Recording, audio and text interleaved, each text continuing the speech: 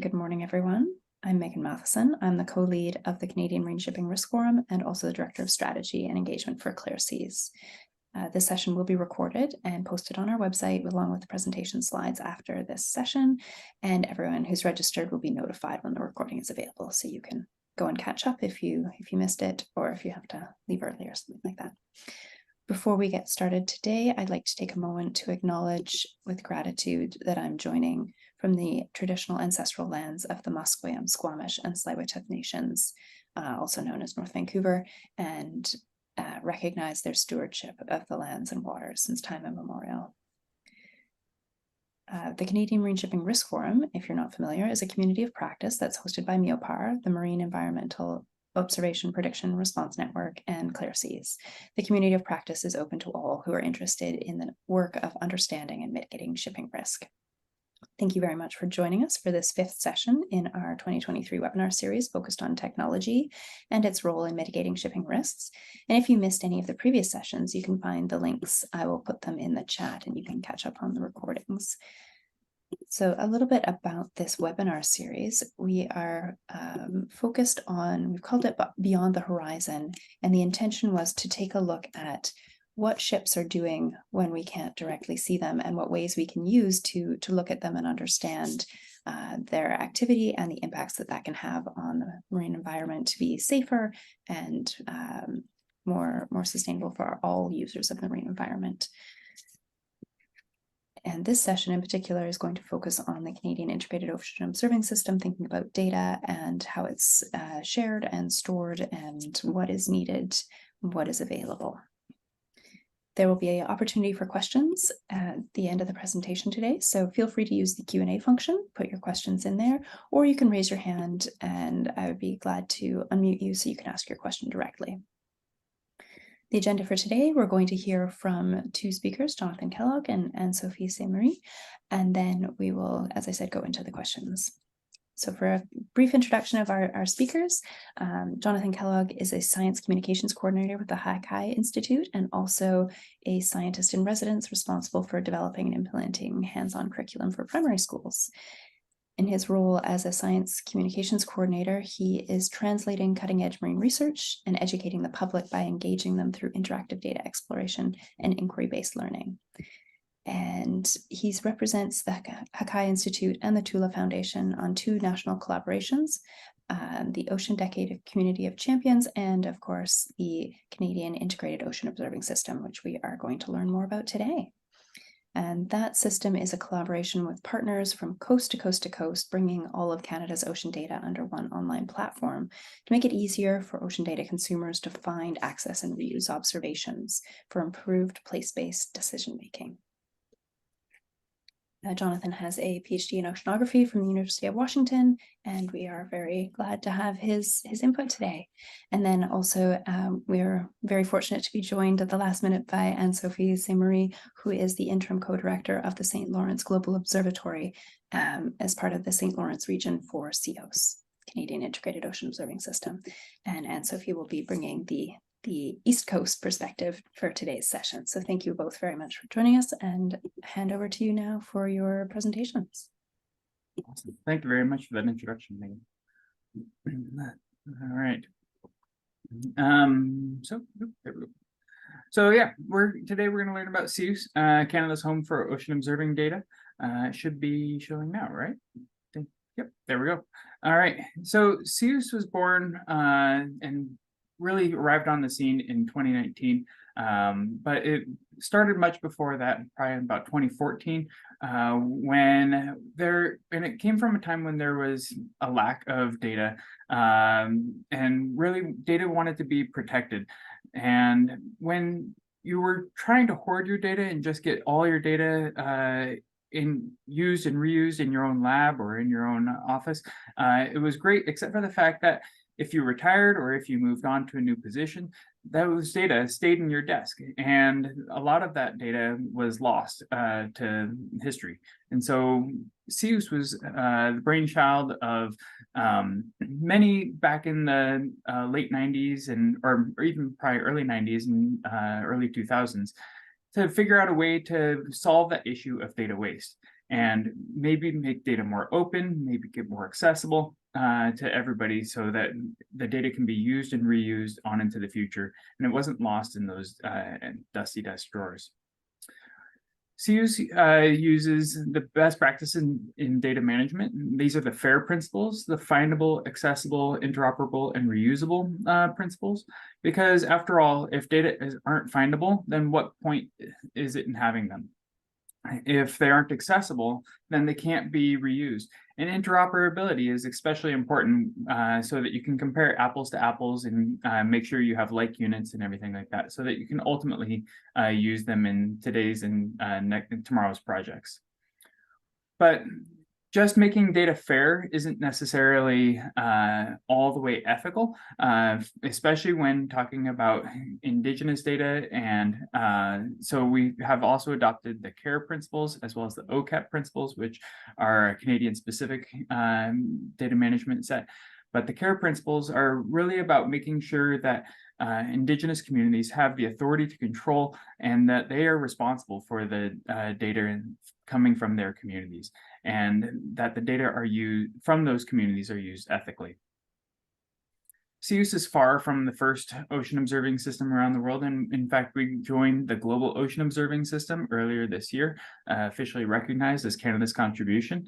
As I said, there have been ideas since the early 90s. The US CIOOS system started around the year 2004, and the advantage of CIOOS coming a little bit late to the game is that we can learn from the other IOOS or other OOSs around the world and actually apply some of the best practices that have been learned over the growing pains of those other systems.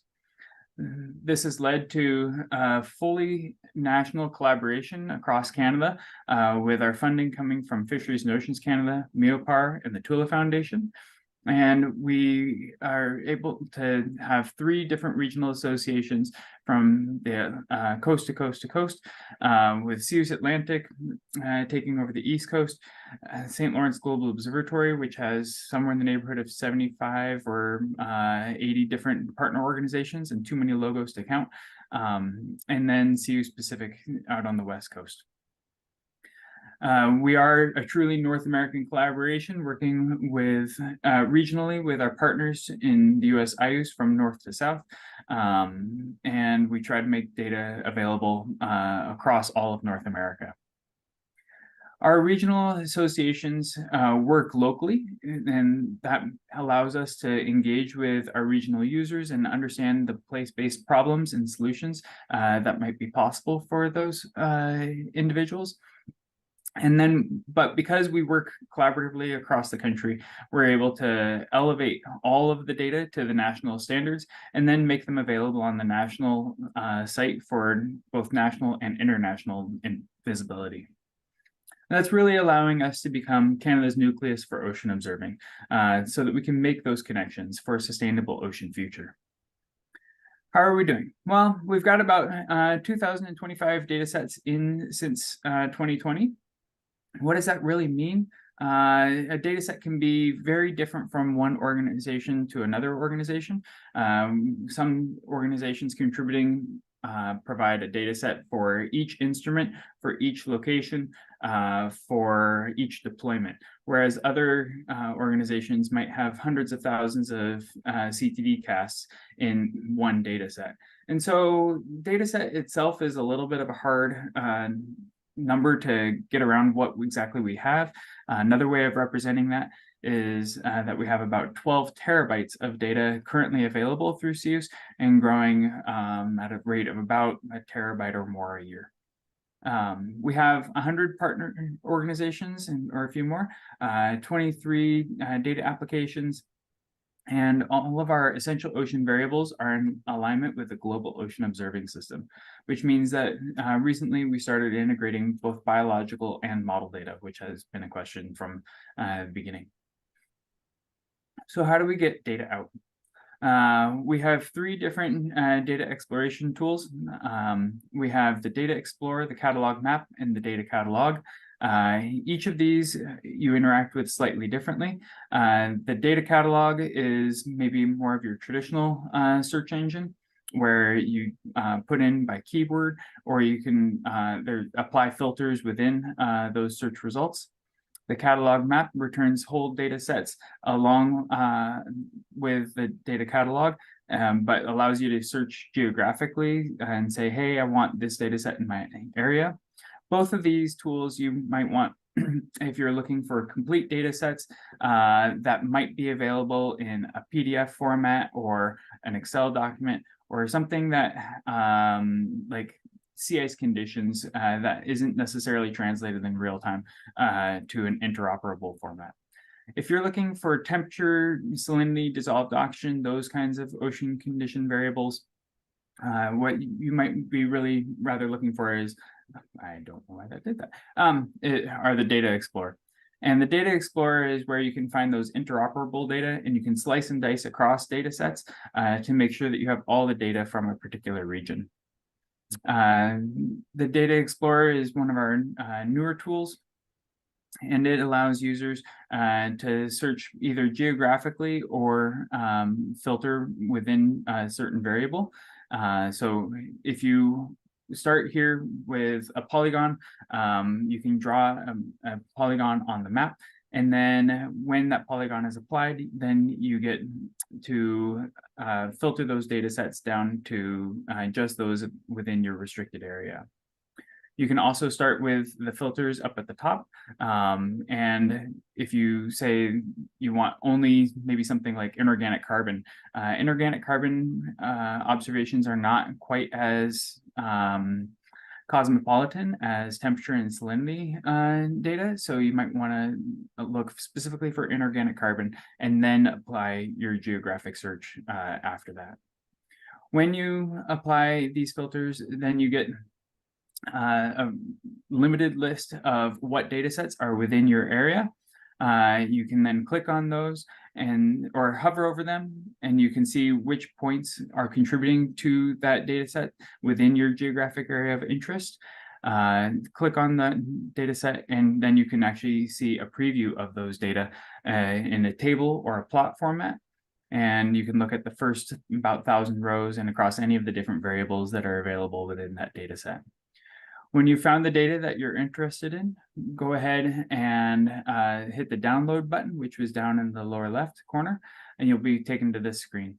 All of your geographic and other variable searches will be applied, and you can then download directly for all of those files listed in green, or data sets listed in green.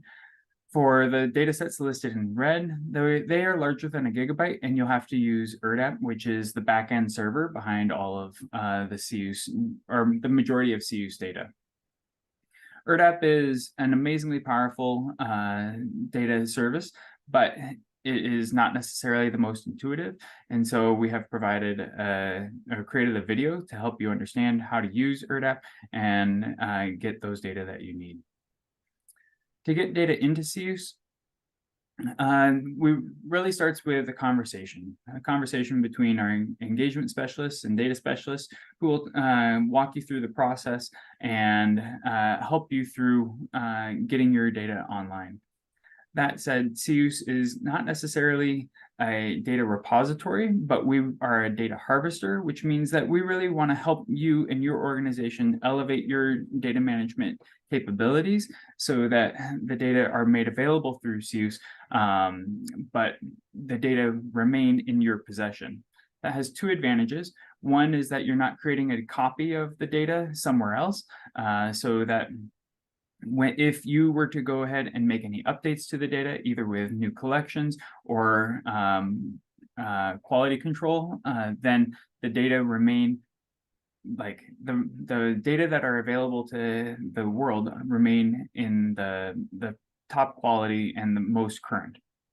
That has the other advantage on the CIOOS side of things in terms of CIOOS doesn't have unlimited resources, and we don't have the ability to have one server or multiple servers for all of Canada's ocean data. So by distributing the data requirements or the storage requirements, we're making it easier for us to operate and help more people and bring more data online. We are currently accepting all GOOS essential ocean variables, from biological and ecosystem data to cross-disciplinary, including emerging EOVs like marine debris. If you have an essential ocean variable or a variable that is emerging, please let us know, and we can talk with you about how to get those data online and make sure that they aren't lost. Along the way, you'll be experiencing our metadata entry tool. This tool was developed to make sure that all of the metadata or the data about the data are collected and in a similar format to make sure that they're easily discoverable and findable, accessible to everyone else. And one of the key things along this process of data transformation is that interoperability. Interoperability is extremely important because if you have inconsistent naming or inconsistent units, or even simple things like you have your time listed in a different format than the CIOOS time format, it just makes it really hard for the computers to search and figure out what's going on. So we use the climate and forecast conventions in order to make sure that our data work with each other as well as with other data systems around the world. We use the Darwin Core standards for biology and biological samples, which is a pretty complete taxonomic way to describe a species and make sure that your observations are well documented. There's examples here for how conversions of date, time, and coordinates look, and what that might look like in practice is changing it from before above to after below. CIOOS does not have the ability to currently do this transformation for you, but again, we are more than happy to work with your team, and we have tools that are coded to help you along the way to speed up the process so that your data can be ingested more quickly. And all of this data are great, but what we really want is information. This is a screenshot of ERDAP, the backend behind a lot of CIOOS, and it's not exactly the most user intuitive. So we really want to convert as much of that as possible into interactive solution-based platforms so that you can go about and solve your whatever issue you may be looking for. To that end, we have a couple of tools. I'm going to go over them real quickly, and then Anne-Sophie and I will be diving into a demo of them. But for St. Lawrence Global Observatory, you've got marine conditions, and where pilots and mariners can create dashboards of what it is that they're interested in order to help them safely navigate the St. Lawrence. And for boaters, there's also navigation, which is maybe a little bit lighter, but again allows for boaters and recreational users to plan for their day on the water. On the West Coast, we have Ocean Connect, which is rather new, but has similar ways to look at tides, currents, waves, and even brings in some webcams so that users can make sure that they understand what they're going to be experiencing out at sea. The Atlantic region is currently working on a dashboard for hurricanes. And this will bring to bear some of the real-time data that the Atlantic coast has and buoys and other systems, and make sure that those coastal communities are able to plan for hurricanes as they start coming ashore. And so what's next? We're continuing to make improvements all the time within CIOOS as we continue to grow and develop. Some of our next targets are continuing to improve our controlled vocabulary, because after all, it's that sense of interoperability and making sure that you get what you are expecting when you apply a search. We are linking to external repositories currently, but we're trying to make that easier for data contributors. And we've been having conversations with our Indigenous partners to bring online these Indigenous data tags that will more fully support traditional ecological knowledge. Ultimately, CIOOS is trying to make things easier for you, and we're trying to make it easier for data to get into CIOOS. We're trying to make it easier for you to get data out of CIOOS and make ultimately CIOOS a more useful product for everyone. We'd really love your feedback because it helps us make a better thing for you. So thank you very much. And Sophie, did you want to go into your data tools?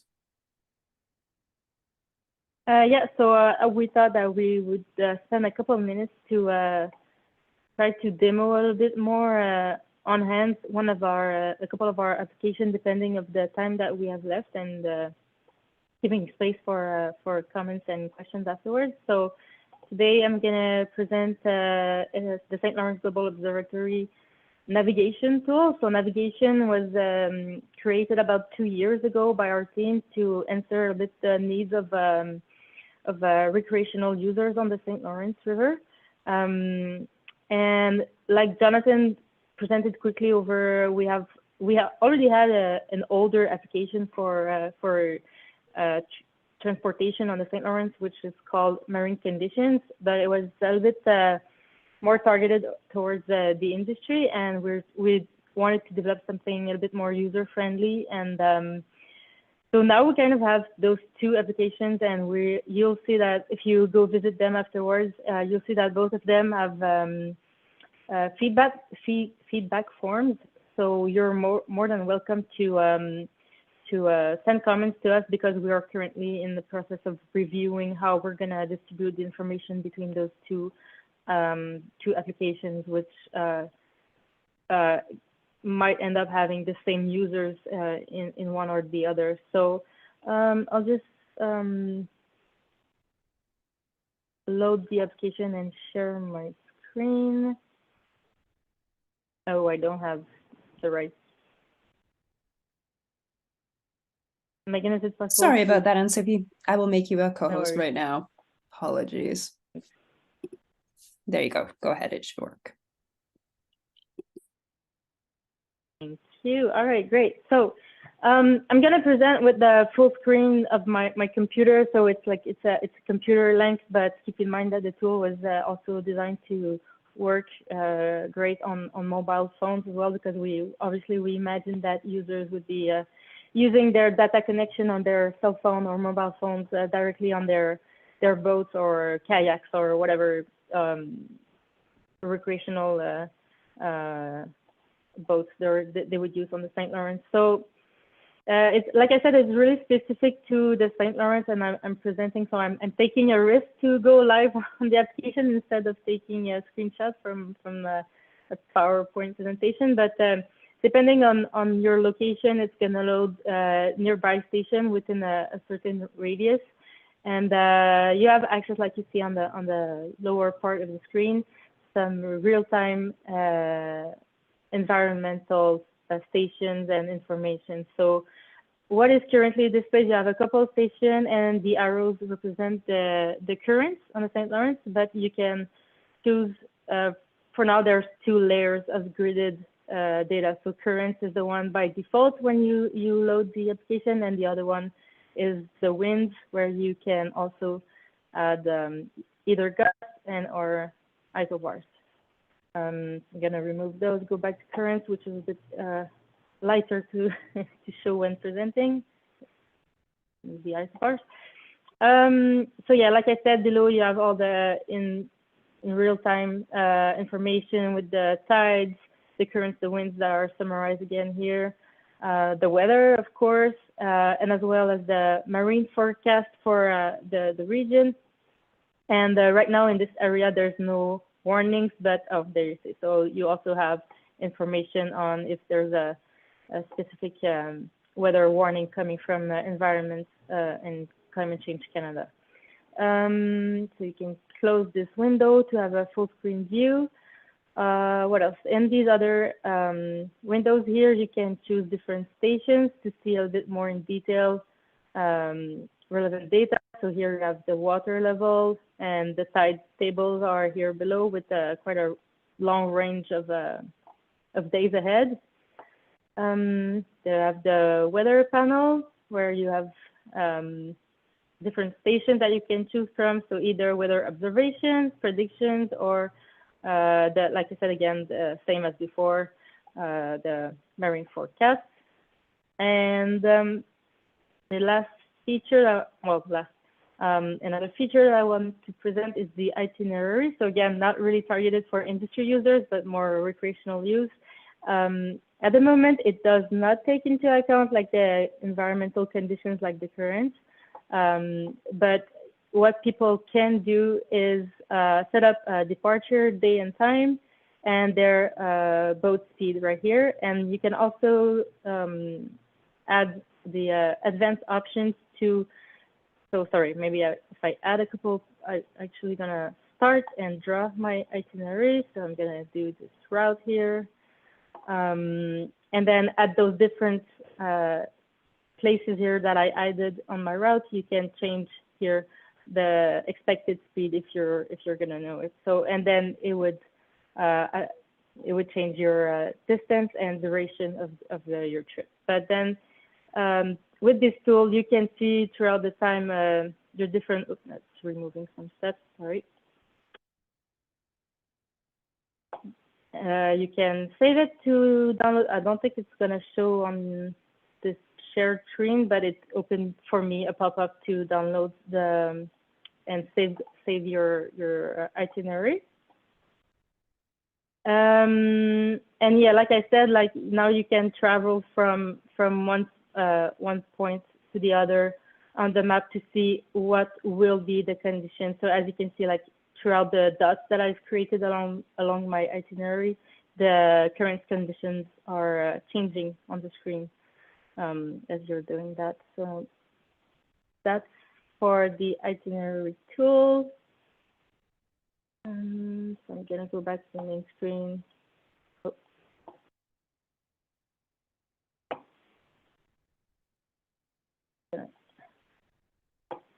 And last thing is that a lot of this real-time data also is a prediction model. So you can go in the future directly here if you don't want to create an itinerary. You can still see like the predictions of the models using the slider here. That's pretty much it. Like I said, you have a little pop-up here when you first visit the application to give you a little bit more context on where the data is coming from. So it's the data is currently coming from DFO, CHS actually, and ECCC. And we really encourage you to give feedback. So the way that we work with navigation is that we develop it kind of on a yearly plan. So during the summer, it's being used a lot by the users and we're collecting feedback. And when the fall comes, we gather and we analyze all the feedback that we received in the season, and we plan and develop in the winter for the upcoming season. So we're almost in December, but still time to send us some feedback and anything that you would like to see improve in the application is more than welcome. So I encourage you to test the application if you have time. So that's it for my navigation presentation demo. Thank you. Thank you. Thank you, Anne-Sophie. So fun to see it in real time. Thanks for taking that risk. I think it worked out nicely. And yeah, really, really cool to see like the different colors of the current speeds and wind speeds, and just to give a good visual sense of what's happening out there. I really wish I was in the St. Lawrence so I could go try that for my next kayaking trip. You can try Ocean Connect. It works much the same way. Okay, thank you. Yeah, I'll have to look into that for sure. So I will see if we have any questions. We do have a couple in our Q&A, but before we get into that, I just wanted to ask a couple of sort of broader questions. So do you think that the original intent of the application is being achieved? Are people getting and sharing more data as a result of CIOOS being there? And is it being used to the extent that you thought it might or hoped it might? So one of the things that I've heard when going around and talking about CIOOS at meetings and conferences and things like that is that people said, well, it's great, but you're never going to get DFO data because DFO data has been locked up behind passwords for forever. And the simple answer is we started with DFO data and we're getting DFO data unlocked. It's coming out from behind passwords and it's now available to everyone. And the usual response is, wait, what? Like, you can actually access DFO data? It's like, yeah, you can access the entire record of line P without a password. You can access all of AZOMP without a password. We're continuing to add to that with by continuing to work with different DFO offices around the country in order to make sure, or to elevate their data game, because DFO data before CIOOS wasn't interoperable. The East Coast and West Coast and North Coast data couldn't talk to each other, even within DFO. And so we're helping make that happen, and we're helping the DFO teams bring their data all into an interoperable and usable format, and then making those available to all. And that's actually had the effect of now having, there was a time when, or currently, I guess I should say, CIOOS is mirroring DFO data, and we harvest it, but we actually host it presently. But right now, DFO is in the process of bringing online their own servers that are fully CIOOS compliant, as well as fully governmental compliant and all the other regulations that they have to have in order to have behind the government firewalls. But they're taking more ownership of bringing their own data into interoperability and shareable formats to make sure that they're open and available for everybody. So it is working. We are elevating Canada's data management game. I'd say that's a hands down win right there. Yeah. If government offices can talk to one another, that is, you've achieved significant things. We're trying. That's really great. The next question I had is, who are the main users that you're seeing? So DFO clearly is one, and of those people who are users, who isn't using the CIOOS system that could be benefiting from it? Like, who are you seeing that is just maybe not aware of it? And Sophie, you go. Yeah, sure. I can give part of the answer. So first of all, the thing that I want to mention is that it's a bit complicated to work in open data because you never know who's going to download and how they're going to reuse that data. So we always make a joke that we always learn of new users when our servers are down, or like not necessarily down, but when we have a technical glitch and something is not accessible for a bit and somebody writes to us to say, hey, I'm using that daily, where is it gone? And we're like, oh, you're using us. Okay, great to know. Like we're always eager to learn more about who uses the open data, but we do have a couple of examples of like key users that we know. So we have a couple of scientists who know that they can easily reaccess the data on CIOOS, and we have, of course, like now we have some more information tools, like we make the difference between data tools and information tools. So we know that like some industries are using to have access to a more intuitive way to have environmental data. And sometimes it's not really in numbers, like we can always say a number of users with Google Analytics showing how much traffic and how much users connect on the platform, but that's just a number. It's good to keep track of, but it's not very something that we learn a lot from. But sometimes it's just we have one person who uses it, and it's a really important user. So for example, we know that we have people in the search and rescue operations in Quebec City who connect to marine conditions daily to check on the weather conditions. So for that example, that's something that we can never learn from our Google Analytics tracking, but it's one person that uses that really needs that access. So I don't know if Jonathan, you want to give maybe another example of our key users, but that's the first one that came to my mind. Yeah, our key users so far have been largely academia, but we're branching out and trying to make tools for those users who might be more recreational or in industry. One of the advantages of navigation and marine conditions and Ocean Connect is that each of these tools integrate an awful lot of information, including real-time and forecast information, and they're not password protected. So one contrast between CIOOS tools as well compared to EMSA, the Enhanced Marine Situational Awareness tool that Transport Canada is making or is continuing to develop, is that theirs is password protected because it has AIS data in it, which apparently I didn't know this, but real-time AIS data are restricted in their availability. And because we don't have AIS data, but rather we have all the weather tools, all the currents, all the navigation stuff, although please don't use this for navigation. We don't have the insurance for that. So we are to be an assistant to your navigation systems, but not your navigation system. Sorry, just to make that clear. But we hope to make those data more widely available and become something useful for people when they're planning their day on the water. But the historical records, the climatologies, those kinds of things are largely being accessed by scientists and researchers trying to improve their models or answer their research questions. Well, that's great that you're able to meet the needs of different user groups in that way, because there are, there's real practical hands-on applications, but then also the learning more about the world and testing models and using good quality data for those purposes. So that's really fun. We have some questions online from all from Dave Ralston to start with. So thank you, Dave, for putting your questions in.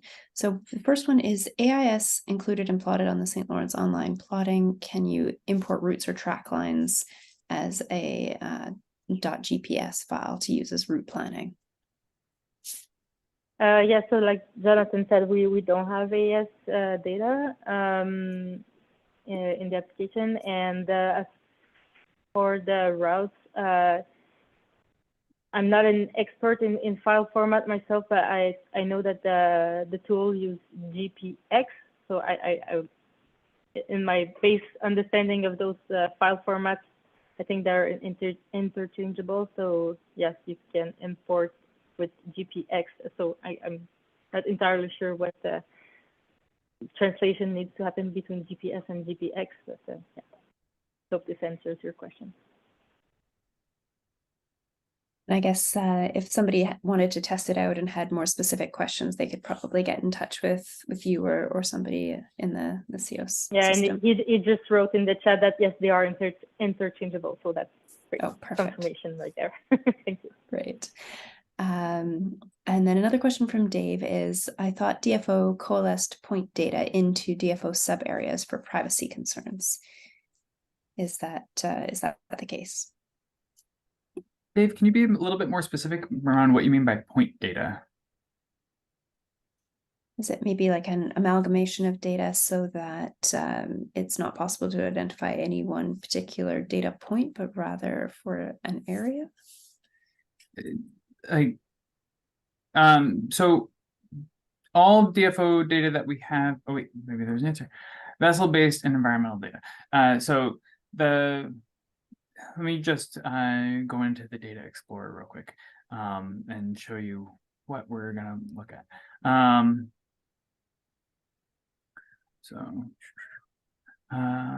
Okay. So here's Ocean Connect. Yeah, get that window away. We're gonna go to CIOOS.ca and to the Data Explorer. And so we're greeted with Canada and all of its ocean data, or the vast majority of its ocean data collected on the east and west coast. So let's scroll in and we can see, let's just see some stuff around Haida Gwaii. And we can apply a filter to Hecate Strait. And we're going to pull up light station data, environment and climate change buoys. And then these are data from the Institute of Ocean Sciences. and these are Niskin bottle samples. And so you can see, yeah, you've got just those data. And we can see like any one of these points has been sampled on this day. What's here? It's got 2 days data. Oh, it's okay. And then we can also scroll down here and say, which one of these are we looking at? And so in 2020, it's a mooring, and it is a unique point on the website and on the map. And we can actually start to look at the temperature on that day right there. So the data are not amalgamated and not coalesced into one. They're not aggregated across a region. Does that help? Thanks, Jonathan. And Dave, if you've got further comments on that, please feel free to bring them up, and we'll see if we can address it. The next question is from Grey Knights, and compliments on an amazing tool. Have you explored the ability for users on the water to provide real-time observations and contribute data to the system? Things like wildlife locations, submerged logs, requests for assistance. Have users requested this sort of feature, or is it the functionality like this outside the purpose of this tool? It's a good question. So like I said, we're like every year we're using the feedback that we receive to plan for further development. It's not something that we've had so far as a request, so it's good thing to think about. You're welcome to add it, but having it in front of me right now is probably something that I'll pass along to somebody in my team to look to see if there's interest in our users for that. I can show very quickly though another tool that we have that's called eKaplan that would show something that could be like connect with this navigation tool. So it's eKaplan.ca. I don't know if you know it or if you know this kind of fish, but basically it's a small fish that every spring gets on the beach and rolls, and it's like very cultural here in Quebec that people wake up in the night to go see these events, and people can use this website to submit a picture of it happening and like their location and some comments. And doing so afterwards, we have like a map of observation that. So last year was an anomaly because there was almost no kaplan. I don't know, like scientists are not sure exactly like why they didn't really came this year, but it's not loading. Anyways, last year we had a little bit more. It's not loading. Anyways. Yeah, this year we had very few, but it's kind of a citizen science tool that we developed with a lot of our partner organizations, and this tool is really great because it's just doing this specific task, so it's not like polluting another interface, and the data is connects with our biodiversity application. So we have again. Another application for especially biodiversity. I'm looking to stop the sharing of my screen. Biodiversity data. So we're kind of like Jonathan illustrated the importance of interoperability. We have one tool that's just like is really targeted to that kind of citizen science, and then because the data is well managed directly in that application, it can connect well with other visualization tools, and the raw data files behind it can be accessible in our catalog and all the other tools that we have. So it's something that definitely could happen for a tool like navigation that is targeted towards recreational users for sure. And don't you also have the biodiversity application is also takes in whale sightings, doesn't it? Yeah. So we have so biodiversity is kind of the home of a lot of data collections and data source. So we have the Kaplan, we have in Quebec again, we have a Marine Mammals Observation Network, so MMON in English for this organization, and they have a big program where they work with industry partners to collect sightings in an interoperable way, so that the data is all structured the same, and again that data, because it's managed well from the start, can flow from one application to the other, and in the end, it's discoverable through CIOOS as well. That's great. And being able to harness the power of people who are out there on the water. There's a lot of, as we've seen earlier in this series, there's a lot of recreational users of the marine environment. And so if they're able to contribute data in a way that makes it interoperable and useful, where you have the metadata and can use it in different ways, that's kind of an exciting opportunity. And just Dave offered a quick comment on the Kaplan. Fish can make decisions and can decide to hold off on spawning until the next year, I guess, if conditions are not favorable. Happens frequently with salmon. Thank you, Dave. Good to know. And looking at our list of questions here, Grey Knights follows up to ask if there's an API for the OGSL tool. In the spirit of open source, I'm wondering if there are ways you could enable users to build their own plugins or integrations. So what can people do to customize? I don't think that's something that I not the first person in my team to answer that question, but I can tell you, however, that all of the things that we do in SLGO and in CIOOS is meant to be open, including not only the data, but the code as well. So I really encourage you to follow up on your question with somebody from, like, I can put my email in the chat, and I think that's something that is really in the spirit of what we do. So if we don't have it now, that's totally something that could be done. You have something to add, John, to my shaky answer? Yeah, no, I think that's the vast majority of our code and resources are available on GitHub. GitHub is a giant mess of information, so we'd be happy to point you in the right direction, or put you in contact with one of our technology developers. Actually, make sure that you get what you need. So.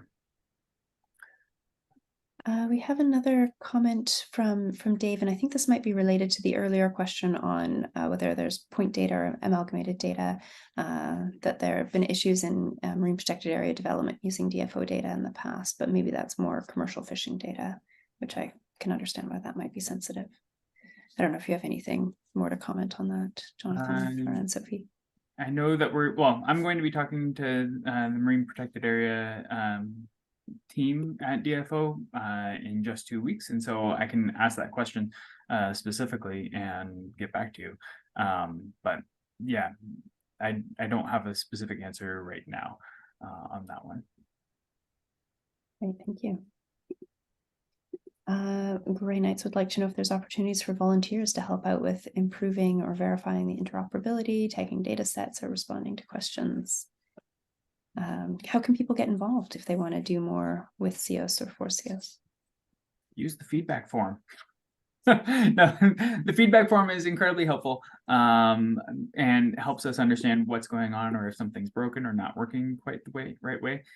info@cios.ca hits both Anne-Sophie and I at the same time, which is amazing. And then if there's a problem with a specific data set, then you also have in the metadata form of the data catalog that is either downloaded in association with every download from the Data Explorer, or on the data catalog page. There is a contact directly for the person responsible for each and every data set. So you can get directly in touch with that individual and tell them that there's an issue that you'd like to see addressed. Great, thanks, Jonathan. So thinking about going forward, so you said you work on new things, adding new capabilities. What are you looking at in the next little while for CIOOS? Where are you looking to go or grow? What capabilities are you going to keep working on or add to? What's coming up next? This one's you, Anne-Sophie. You're writing the proposal. Well, it's the time to ask the question, because like CIOOS is mainly funded with the DFO and Tula Foundation, and we're currently in the preparation for the next cycle of funding by DFO. So we're currently writing our regional proposal for the upcoming cycle. In terms of engagement, because that's my background, where we're coming from, like Jonathan presented the care principles a little bit, and like they're just that, they're principles, and we're looking at ways to move a little bit past the good intentions and actually doing concrete elements to make sure that we follow those principles. And engagements with each of our regional partners takes a lot of time, and like building relationships and trust, and there's also a lot of different technical capability between. It's very there's a high variation between our partners, so we're looking to increase that a lot too. And with COVID being behind us now, we can meet. Like I have 2 colleagues right now on the north shore of the St. Lawrence right now, and it's amazing. The connection is so much more impactful when we meet people in person to explain what is open data, how, like everything that Jonathan just explained, that the benefits of having interoperable data and working together to make the data known and available to all when it's possible, and when this data is sensitive and or just private, then that also needs to be communicated well. And in terms of more technical and development things, we're at a point where a lot of our infrastructure is mature. We've been launched in 2019, so it's not that much time to build such a big national data system, you know. So right now we all feel like we've gained enough maturity to go a little bit further with developing. Like we're starting with information tools and things like that, but we want to make sure that whatever we develop answer the needs of actual users. So again, going back to the engagement part, making sure that what we're developing is really answering needs from people locally. So yeah, keeping that feedback loop is really important for us. Anything to add, John? No, that sounds great. Thank you. All good. Fantastic. And yeah, that being the direct applicability to what people are looking to do with the data is so important. Do you engage with the Canadian Ocean Literacy Coalition to understand what people are looking for in terms of ocean information? Yeah, I have pretty regular conversations with Diz as part of one of my other hats as a champion for the predicted ocean, and Diz is the champion for the inspiring and engaging ocean. So I keep tabs on what they're up to, and she understands what we're doing with CIOOS and also with the predicted ocean side of things, and helping that flow of communication back and forth and make sure that we're not developing in a vacuum. Yeah, it's so important because there is, with the UN Ocean Decade at the moment, there is just so much going on in terms of ocean science and ocean data. To be able to capture all of it is a Herculean task for sure. Indeed. Yeah, no, I really appreciate what you've shared today, and I guess reiterate to people who are listening, or if you know of somebody who has data or wants data, to get in touch and check out CIOOS to see if they might have what you're looking for, or make a suggestion that if they don't have it, this could be something that they can go and look for. And yeah, suggestions on the kinds of interactive tools that are going to help people with their experience on the ocean, with the ocean. I think there's lots of scope for involvement and development. Yep. All right, so I'm not seeing any more new questions. Any last thoughts or comments from Jonathan or Anne-Sophie before we wrap up? I just really appreciate everybody's time and attention today, and thank you very much for the opportunity to have us come and present to you. Great, thank you both. Thank you, everyone. And next time I present in French. Fantastic. We're going to do that. Mm. Just to quickly wrap up, the recording and slides will be posted on the Canadian Marine Shipping Forum webpage, and I'll send out the links to everyone who's registered once that's available. And the next session in this webinar series will be announced soon. We're looking at a few different possibilities. And as always, I encourage you, if you've got a cool technology or some thing that you're aware of that pertains to shipping risk or understanding what's going on out there, please do let me know. The series started with the intention to understand what vessels are doing, especially ones that aren't being tracked by the AIS technology, looking at other ways of seeing what's going on out there when we can't see it with our eyes, but using different technologies to see and track. And so there's a lot more out there. So we're going to be trying to cover some of those continuing in the new year. So please do send me any ideas that you might have or suggestions for speakers. Always welcome if you have something that you'd like to see shared in this forum. So thank you all for taking part in this session, and take care. Have a great rest of your November, for however much longer that lasts, and then into December. Yep. Christmas will Thank be you here all. before we know it. Thank you. Before we know it. Goodbye. Thank you again. Bye.